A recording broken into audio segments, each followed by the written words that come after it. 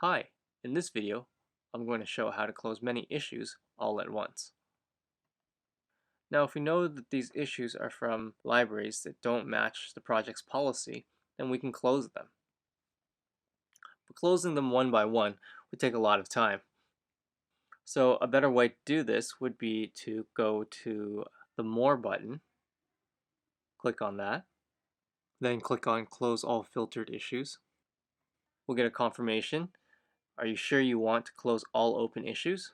So if we hit the Close Issues button, this will close all the issues that are open. Now, if we don't know if we can close all these issues, then we can also filter them. We can go to Advanced and then filter by Tools or Rule ID. Another way to filter issues is by looking at the directory tree, and we can do that by clicking on the double arrows. Now, if we click on an individual folder, then it'll show all the issues in that folder. And if we click on an individual file, then we'll see all the issues for that file. Once we're sure we can close all the filtered issues, we can go back to More and then close all filtered issues. And then close all issues.